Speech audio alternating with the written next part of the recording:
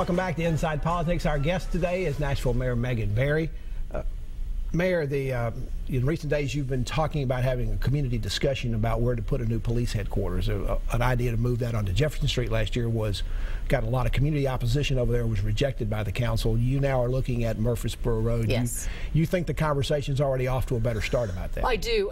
We have a community meeting next week, and we already own that property over there, and we're already building a family justice center over there. I think it's a great fit, but we want the community to be involved, and we want to hear from the community. At the same time, you're going to have to renovate the downtown jail. There was a move to move that Correct. to Antioch. That ran into community opposition too. The council has appropriated $113 million to deal with that. Is that going to be enough money, and do you have to wait for the police building to be built before you start doing the jail renovations, and what do you do with the inmates? We're moving forward on all of those pieces. So the police are going to have to relocate temporarily before their new facility is built, but we have to move on and go ahead. So move twice. Are they okay? The police are going to have to move twice. Yeah, Chief Anderson and I have had this conversation. Where else do you think? Where are they going to go in an interim basis? Well, we're looking at space right now, and I think we haven't made that final determination, but it's going to happen in the next few months. Now, the problems in the jail were, some of them were life-threatening kind of things, and life safety kind of things. Yes. Are you having to redo some efforts or vigilance about making sure that what's going on in the jail right now doesn't put you in a lawsuit or something like that? Oh, sure. I mean, we want everybody who works there or who is in there to be safe, and so clearly that's going to be the culmination will be in the reconstruction of the jail facility there. But in the meantime, we also have to make sure we're keeping them safe.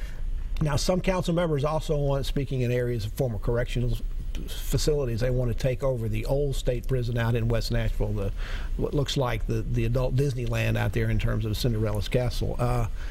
Is that a good idea? Is the state? Do you have any idea if the state's willing to give Metro the property, and what would Metro do with it if we got it? Well, I think there's a lot of really great, creative, and innovative ideas on the table about what might happen with that property. But I think you hit on exactly the point where it's a state property at the moment. So those conversations, and the state still uses it. They have facilities out there. So we have a laundry list for Governor Haslam of things that we'd like to have. So for the next it's meeting, on the list. Yeah. Affordable housing was a big issue last year. The last council wanted to look at inclusionary zoning. They asked the Planning Commission to come back with maybe a plan where at least 14% of all new or infill construction had to be affordable. Now a consultant that the Planning Commission has hired has come back and said, well, maybe we need more incentive-based rather than inclusionary. Where are you on that? You voted for the inclusionary zoning idea? I did. I believe that we have a problem that we have to solve, and again, that is about creating more affordable housing for low income, but also for working families. I mean, my focus is also around making sure our teachers, our police officers, our firefighters can live in Davidson County. And when I look at what's going to go up, it's going to go to the Planning Commission today. I think what you're going to see then is an additional conversation. This is the bones of what's going to be proposed, and the Planning Commission's going to weigh in, the Metro Council's going to weigh in. I think you'll hear from folks in the community who are going to weigh in, and then we'll have a piece of legislation to talk about. Education is always a major issue. You're co-chairing a 17-member task force that's looking for a new school superintendent. Yes. Now, you've got a very tight deadline on this. We do. Because of the state law and elections, you can't hire somebody after a certain date until after the next election. Yeah. Can you meet that deadline later this spring to have a good candidate qualified and ready for the board to hire? Well, one of the things that I feel coming into office is a real sense of urgency on that. So, we are committed to that timeline to make sure that we have some individuals who we can put forward as potential superintendents, and I want that to happen. Half the school board is, or more than half the school board is up for election this summer. How do you get the concern about that to potential candidates that don't worry because they don't want to go to work for somebody and suddenly half their bosses have changed overnight? Well, I would tell you that I think a professional who is going to come in as a superintendent is going to come in with a vision for what he or she wants to do for Nashville schools, and I think we'll be wanting to work with whomever's in those seats. As those applications comes in, what's going to be your rule about transparency? Will those names be disclosed at one point in the process so the public knows who's being looked at? Absolutely, and clearly, ultimately, this is a public process, and the school board makes the hire, so that will be transparent. One of those school board members who's running for re-election this year is Will Pinkston, very outspoken and controversial. He was a big supporter of yours last year. What's going to be your policy? You have not endorsed him yet. He had a long list of people who have endorsed him. Are you going to get involved in any of these council races for possible, school board races for possible endorsement? I have a lot on my plate, and and it might be kind of full at this point. And huh? this this point, it's full.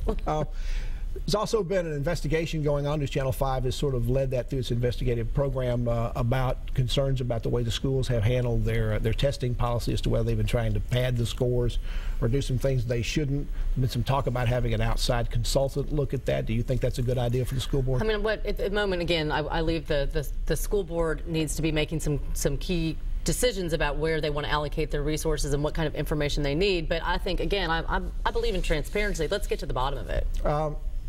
Saw a recent interview you did recently. This is more lighthearted things with Style Blueprint magazine. It's the time of year people make resolutions, and yours always every year seems to be to give up Diet Cokes, but not just any kind of Diet Coke, McDonald's Diet Coke. Yeah, I love my McDonald's Diet Coke. I really do.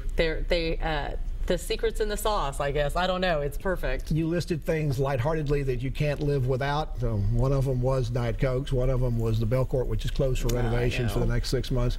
The third is Angry Birds. I assume that's the video game. It is. Are you using that for anger management issues up in your office? I don't do it in my office, but I go home at night and I fire up my Angry Birds occasionally. And you said your perfect day off, when you get a day off, and things that you're doing, is to have your husband Bruce use, and I'll quote here, his outstanding culinary skills to make dinner. What do you want him to cook? I want him to cook this pasta that he makes, and it's like a carbonara, and it's delicious. In fact, if he's watching, I'd love that for dinner. I will round this up by saying you also said your perfect evening was for him to cook and for you to just have to do dishes. So you're mayor, but you still have to do the dishes. You know, he's still going to do a lot of things. Mayor Berry, thank you so much. Thank you so much, Pat. Happy New Year. Thank you. And thank you for joining us on Inside Politics. Hope you can be back here again for a future show. If you can't get enough politics in the meantime, go to the News Channel 5 website. You'll find my Capitol View commentary there. There's a new commentary posted every Friday afternoon. Enjoy the rest of your weekend, and we'll see you back here next time. Goodbye.